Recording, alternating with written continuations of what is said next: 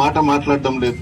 ఉప ముఖ్యమంత్రి పదవి తీసుకొని ఒక బంగ్లా జీతం తీసుకుంటున్నావే తప్ప నోరు మెదపడం లేదు ఎందుకని అడుగుతున్నా పవన్ కళ్యాణ్ గారిని. మీ కుటుంబం అంటే మాకందరికీ గౌరవం. చిరంజీవి గారన్నా, చిరంజీవి గారి తండ్రి వెంకట్రావు గారన్నా చాలా గౌరవిస్తాం. చాలా పెద్ద మనిషి చిరంజీవి గారు. అటువంటి కుటుంబంలో నువ్వు పుట్టి నీకు అధికారం కావాలన్నా, ప్రజలు బాధపడకుండా చూడాలన్నా, నీకు అధికారంకే నువ్వు శాశ్వతం అయిపోయినావు. ఈరోజు ఎందుకు మాట్లాడడం లేదు నువ్వు? ఈరోజు నకిలీ మద్యం రాష్ట్రంలో ఏరులై పారుతా ఉంది. మహిళల పసుపు కుంకాలతో చెలగాటమాడుతా ఉన్నారు.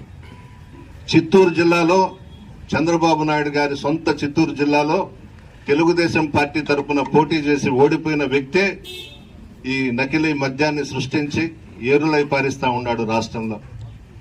అందరూ చూస్తా ఉన్నారు ఒక వారం 10 రోజుల నుంచి. ఈరోజు పత్రికల్లో వచ్చింది, చంద్రబాబు నాయుడు గారు ఎంక్వైరీకి ఆదేశాలు చేశారు. ఎవరు వేశాడు ఎంక్వైరీకి? చంద్రబాబు నాయుడు జేబులో ఉన్నటువంటి సిట్ ని వేశాడు. ఆ అధికారులంతా రిపోర్ట్ ఇవ్వమంటే ఆ విధంగా రిపోర్ట్ ఇస్తాడు. ఆ ఎంక్వైరీలో న్యాయం జరగదు. అంటే నీకు సంబంధించిన వాళ్ళు ఈ నకిలీ మద్యం కేసులో ఉన్నారు కాబట్టి వాళ్ళని తప్పించాలి కాబట్టి నువ్వు సిట్ వేసావు ఎంక్వైరీకి.